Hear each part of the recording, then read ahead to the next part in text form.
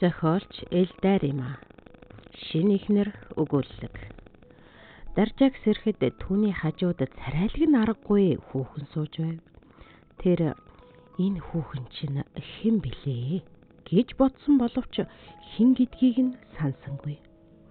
Түүнийг юу гэж хэлэхээ мэдэхгүй байж байтал нөгөө хүүхэн "Хүү, минийхэн хэсэг сайхан унтчихлаа шүү" гэхэд нэрлэгсэн Даржаа "Харин тэглээ" гэд өндийж суув. Мөнөөх бүсгүй түүнд аягтай цай авчирж өгөөд түүний урд хөрөн өнгөтэй хуучны хийцийн явган ширээ дөхүүлж тавив. Бүсгүй том модон аягтай хоол авчираад ширээн дээр тавьж Даржаад ишин дээрээ хийтэй мөнгөн халбаг өгөн хажууд нь суулаа.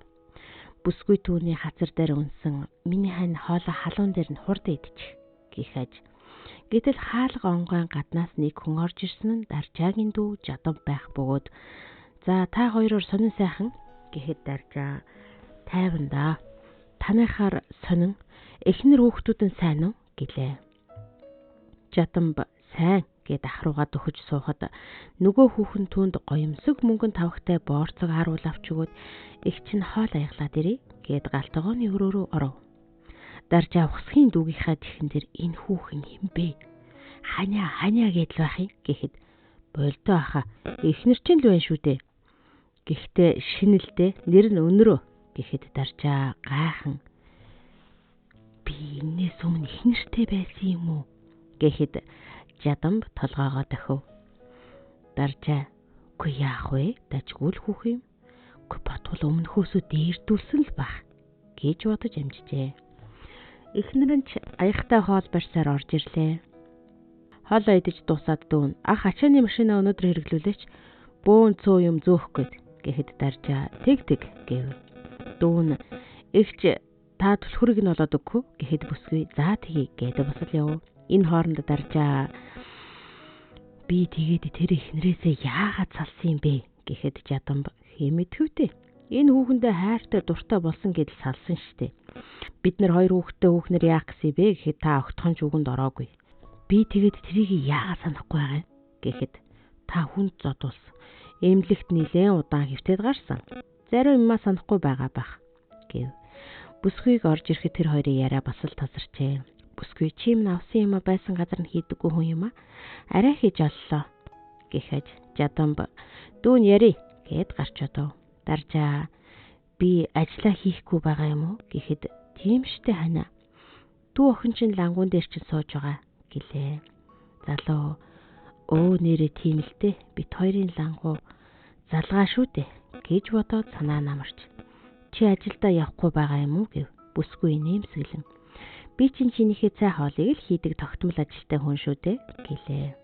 Залуу "Үгүй нэрээ тийм л дээ. Том ажил шүү. Гих зураа 2 бонустай. Дээр нь бас ажилгүй. Үгүй би гэдэг хүн юугаа хийсэн юм бол доо" гэж боджээ. Бүсгүй "Чи минь би гайгүй болчхоор жаахан уйдаад байна уу да" гэд хойморт голлуулж тавьсан нүрэн дээрээ 2 луу зөрүүлдэж сэлсэн сэлбэртэй хүрэн авдраас 2 том зургийн цомог гарган авчирч түүнд өгөөд хажууд нь суув. Даржаа зургийн цомгоо эхнээс нь нэг бүрчлэн зураг бүргийг анхааралтай ажиглан үзлээ. Гэвч тэнд өмнөх эхнэрийнхэн зураг гэд хэлчихмээр юм байсангүй. Харин цоош нэг зураг байх нь түүний шинэ эхнэр мөн 2 хүүхдийн бололтой зураг байв. Даржаа 2 хүүгийнхэн зургийг гайхсан янзтай харахыг анзаарсан эхнэр нь "Бид дөрөв гоё гарсан байгаа үсттэй" гэхэд Даржаа "Тийм байна" гэд зургийн цомгоо хаагаад "Би аавынхраа очоод ирье" гэд бослоо. Эхнэр "Тэгээд болгоомжтой яваарай" гэх зур хаалгонгон 2 хүүхэд орж ирсэн нь зурган дээр 2 хүү мөн байв. Бүсгүй тосон очиж "Өө миний сайхан өрсөн хүрээд ирв үү? Хичээлэн дажгүй байв уу?" гэхэд "Тэглээ. Өнөөдөр сонирхолтой байлаа" гэх дуулдлаа. Даржааг хажуугаар нь гарах гэдэл том хүн "Аав, үгүй аха, та хаачих нь вэ?" гэхэд тэр "Аавынд очоод ирье" гэд гарав. Гадаа гараад "Юу гинвэ? Аав, ах гинү? Би хүүхэдгүй байсан юм бах та" гэж бодсон боловч санаанд нь юм орсонгүй. Түүнийг аавындаа очиход 2 хөгшин "Миний хүүгийн би гайгүй юу? Ашгүй ингээд хөл дөрөө босоод ирдэг. Биднийг чи мөн чихээ хайлглаа шүү" гэхэж. Тэр "Би зарим юмаа санахгүй байгаа гэх юм. та хоёр ихнээс нь яриад өгөөч гэвэл аав нь хэц. Амьд үлдсэн нь л их юм гэж хэлээд тамхиа татахаар гараад явчихав. Ээж нь энэ хүн чамайг ихнэрээсээ салсан гэд өөр нь өдий болтол гараагүй л байгаа юм. Яах вэ? Гадаа хэсэг сууг гэлээ. Тэгээд ийн ярьжээ. Чи гэж хизээнийл тэр охин хөөхөн, нөгөөх нь хөөхөн гэдэл охин лөө үерхийн энтер гэж гүйж явдаг байсанд оюутан байхдаа гэрлээ гэд нэг хөөхөн охинтой үерхдэг байснаа болж оюун гэдэг бас нэг хөөхөн охинтой сууж нийлэхтэрээ тулж тэгээд гэрлээгүй юу? Чиний анхны ихнэр гэв даржаа. Тийм үү? Тэгээд ягаад бид салсан юм бэ? Бид хүүхэдгүй байсан юм уу гэхэд ээж нь чид наад хүүхэмсүү зангаа татмаар юм аа. Бас нэг өөр хүүхэн нэг өдөр авна гэд унавда. Амтнаас санаа зовох юм бэ шүү гэж дуугаа өндөрсгөн хэлв. Тэгснээ энэ нэг хүүхэнтэй л суухгүй бол өвхөн хатна гэдэл буу юм болсон. Тэгж байгаад л авчирсан штэ. Хөөрхий мөбөр минь уйлаад л нутг руугаа бутсан. Хүүхэдтэй байлгүй яах вэ? Бүр 2-ын 2 хүү шүү. Тэд нар ч чамд голдоо ортол гомдсон доо. Одоо өвөө эмээ дээрээ сайхан байгаа биз? Би нэг ярих гэсэн оюунаа утасныхаа дугаарыг сольсон байна лээ гэв даржаа. Би нэрээ арайчт гэж бодох зураа хүүхдүүд минь яаж шуухан амьдарч байгаа бол доо. Эцэггүй хүүхдүүд гэж айлын хүүхдүүдэд дээрлэж байгаа болов уу гэж бодогдоход сэтгэлэн сонирн болжээ. Даржаа аливта зургийн цомгоо үзүүлээч гэхэд ээж нь босч зургийн цомгоо авчирч хүүдээ өглөө. Тэр яаран хуудснуудыг нь эргүүлэн үзтэл ихнэр хүүхдийнх нь зураг алга. Ээж нь чи ихнэр хүүхдүүдийнхаа зургийг хааж байна уу? Байхгүй. Оюунаа явахынхаа өмнө эрэхтэй бүх зураг аваад явсан. Чи гэртээ байсан ихнэртэйгээ авахулж байсан хормын зураг өөр бас зургнуудаа оюуныг салахгүй гэлээ гэж шатаасан гэсэн биз дээ. Тэнэг хог гихэж. Даржаа арга мохордон гэрлүүгээ буцжээ. Залуу гэртээ байхад өдөр хоног өнгөрч өгөхгүй хэцүү байх тул 2-3 хоногийн дараа ажилдаа оров. Тэр шинэ ихнэрийнхээ би чамдаа маш их хайртай шүү. Би чиний нууц самраг хэвээр үлдэх вэ гэхээс үнэхээр их айжсэн. Харин чи минь үнэхээр зоригтой шийдвэр гаргасан. Эхнэр чинь эхлээд яасан ч салахгүй гэдэл буу юм болж яснаа. Чамайг бэртэнгүүд гинт явчихсан. Гэсэн яриаг эргцүүлэн бодохдоо тэр оюун тэгж байгаад бас жаахан мөс муутай хүүхэн байгаа юу да. Хэдийгээр нөхөр нь хэрэг тарьж нууц амрахтай болсон ч гэсэн өвхлүүд байхад нь хаяж яваад байхдаа яах вэ гэж бодов. Даржаа би энэ ихнэртэй сайн байцхад болоо. Харин хүүхдүүд нь дасгад жаахан хугацаа орох нь мэдээж гэж нэмэж боджээ. Харин хин намайг зодсон юм бол тэр бодвол цагдаа шүүхээр орж асуудал нь шийдэгцэл байх та. За тэр ч яах вэ? Би лисэн минь үлдснээс хойш болоо гэж бодно. Дүү охин нь тэр талаар юм ярьсангүй. Та шинэ ихнэртэйгээ дажгүй юу? Шинэхэн хосууд бодвол халуухан сайхан л байгаа байлгүй гэхэд даржаа. За дүү минь. Ахаараа тоглоом хийвэл алдас болно шүү гэхэд инээгээд за ойлголоо доо гэжээ. Шинэ ихнэр нь даржаад таалагдаагүй биш, таалагдсан бөгөөд тэр оюунаад би дургу болоод нууц мустай болсон хэрэг гэж бас бодсон ажээ. Дүүн цаашаа харж жуумалцах нь учиртай. Учрыг тайлбаас ахихын шинэ ихнэр өнрөөн чухамдаа анхных нь ихнэр оюунаа бөгөөд хүүхдүүд нь өөрсдийнх нь 2 хүү билээ. Даржаа ой санамжаа алдсан тул ихнэр хүүхдээ танихгүй байгаа нь. Харин түүний нууц самраг явсан өнрөө гихч түүнийг бэрцснээс хойш холбоогоо тасалсан бөгөөд даржааг зодсон хүн бол өнрөөгийн бас нэг амарг нь юм. Даржаагийн аав ээж дүү охин нь даржааг өнрөө гихч хүүхнээс салхаа болж сална гэж ихнэрээ хөөж тууж буу юм болж байхад нь бэрхчийг арайхийн тогтоож авч үлдсэн билээ. Даржааг хүнд задуулж эмнэлэгт өглүүд болсон тул эхнэр нь үлдэж түүнийг сахиж байсан. Түүнийг гэрт нь гаргаж авснаас хойш сэрэгтэн нэмж хэсэгжилсэн ой санамжаа мартах өвчтэй болсон. Гэхдээ сэрж байгаа ч дахиад сэрэгтээ өмнөхөө санахгүй ч байж мэднэ гэж хэлсэн. Ах нь үнэхээр л анх сэрэгтээ эхнэр хүүхдээ танихаа болсон байлаа. Тэд нийлж энэ чиний таны шинэ эхнэр гэж танилцуулахаар шийдэн өмнөх бүх зургуудыг нь дүү охин нь гэртээ нуусан байлаа. Даржаагийн удаан хугацааны эмчилгээ үр дүнгээ өгч өөр санахгүй зүйлсэж багаар санаж байгаагаа дүүдээ ярьж байлаа. Дүүн түүнийг эхнэр хүүхдээ бас нөгөө гайтай хүүхэн өнрөөгөө санчих вэ гэж санана. Бэр их чинь хөл хүнд болжээ. Даржаагийн хамт ажилладаг уулч түүнийг асуусан зүйлд хариулт өгч ярилцсан болгоомжтой ханддаг байлээ. Оюунаг төрхөөр эмнэлэгт хэвтгэд дүүн тэдэнд урдчлан захиж хэлсэн байсан тул эмч сувилагч нар өнрөөл гэж дуудана.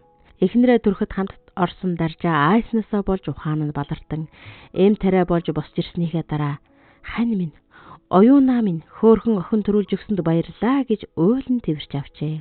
Тэгээд чи минь нойшлоо уусан уу гэхэд чамайг эм тариа болж байх хооронд уусан гэж хэлв. Тэр тийм үү би хоёр ахыг нь аваад ирье гэж гарч оджээ. Түүнийг гарсны дараа оюун дүүн охин луун залгаж ах чинь биднийг сансан гэд нөгөө зургнуудаа байр байранд нь хийгээрээ. Аав ээж дүү нартай хэлээрээ. Би өөрийнхөндөө хэлнэ гэж. Оюуны санааг чилээсэн ганц зүйл үлдсэн нь Даржаа нөгөөх өнрөөгөө санчихвэ гэсэн бодлол байв. Тэр би чи нэлэх биетэй байж сэтгэл санаагаа тайван байлгахгүй бол хүхэнд суу орохгүй болчихвэ гэж боджээ. Азар Даржаа өнрөөг санахгүй л байлаа. Нэлийн хэдэн сарын дараа Даржаагийн ой санамжаа сансныг тэмдэглэн найз Базар нь түүний нэг ороо жаахан хамт сууя гэж дууджээ. Түүнийг очиход найз Базар нь нэг хүүхэнтэй хамт байж байлаа. Нилээд суцгаасны дараа нөгөө бүсгүй Базарт ажил гарлаа. Найз нь дараа тухтай суунаа. Яри гэд гарч одов.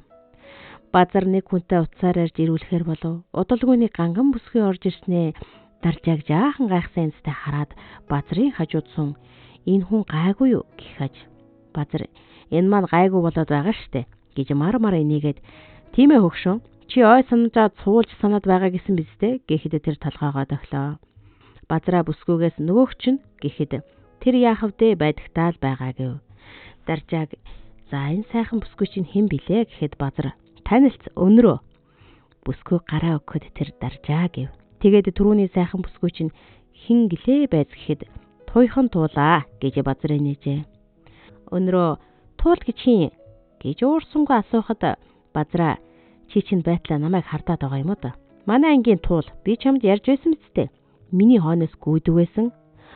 Чиний нөгөө тураалд орчихсан юм шиг хүүхэн гээд байсан уу? Базар тийм ээ тийм. Ийшээ орж явахдаа таарад зүгээр явчих хаашаа ч юм жаахан эвгүй санагдаад.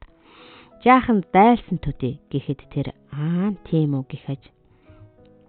Даржаа нэлээд согтсон тул найз нь явъя да гэхэд Базар одоо жаахан суучихал да гэв. Удалгүй Базараа өнрөөг тэврэн үнсгэд тэр яана гэж айлгуутан наадах чинь мэдчих юм шүү гэснэ. Ой санамжаа алдсан амтан мэдлээгээд яах вэ гэхт болдов. Базараа би тэгэхэд яахаараа энэ нэг юмд оршлонгийн сайхан бүхэн хөл алддаг байна гэж их л дургу байсан шүү. Гэх учир битүүлэг үгс хэлэхэд Даржаа энэ нэг юм гэдэг нь хин юм бэ? Базараа нэг хөгийн амтан байдаг юм аа. Тэгэхэд өнрөө чи надад тийм сайн байсан юм уу гэж түүний тэрт улам шигтхийг Даржаа харан энэ чинь харин савуу шиг хүүхэн шив гэж бодоод би явлаа гэд үүд рүү чиглэв. Түүний чихний үзүүрд хүүхний энэний мөнгө ч бас хэрэг болсон шүү бит хоёрт гэх дуулна.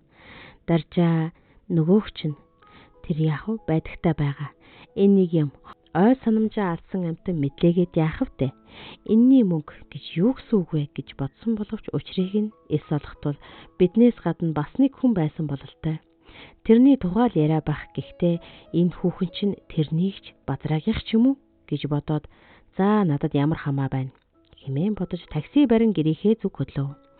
Гинт тэрний мансуурсан тархинд Базраад эрхлэгч тэр өнрөө гих хүүхэн хайраа надад хэдийг нэмээд өгчгөлдөө гэж наалын хатан түүнийг үнсгэд Даржаа өмнөхийгөө яасан юм бэ? Одоо энээс илүү нэмэхгүй шүү гэж мөнгө тоолон өгч байхаж бүсгүй тас хөхрөн баярлалаа хайраа. Миний хайр салчхал та. Би чамтайгаа үргэлж хамтдаа ингээд л чамдаа эрхлээд л байж баймаар байна штэ гэж түүнд цавуу шиг наалтахад Даржаа цочин ухс хийгээд архин гарч ухаан нь сэрв. Тэр агшинд Даржаа өнрөө гэж чанга хэлэхэд жолооч залуу гайхсан янзтай ахаа та зүгээр үү? Очих газар чинь төхөж байна уу гэлээ. Даржаа цанхаар хараад ойрцсон байна гэд сая сансан зүйлсээ эргэн бодохдоо нууц амраг байсан хүүхэн өөр бусдын ч амраг байсныг мэдэх тэр үед түүний найз гих биерхүү тарган шар залуу өөрийг нь зодож байсныг санав. Даржаа ухаанаа дин дун байхад эхнэр лүүгээ биш өнрөөрөө залгаж байснаа ч тадхан санджээ. Тэр үхэгсэхийн даваан дээр муу ханаараа асруулж нойр хоолыг нь хугаслан бохор заваан бүхэнтэйгээ холилдуулж байснаа сая мэдэхдээ түүнийг маш их өрөвдөн нулимс урсгалаа. Даржаа хэсэг зур нулимсаа тогтоож дийлгүй өөлж суутал Ахаа, таны заасан газар ирчихлээ гэх жолоочийн дуу дуулджээ.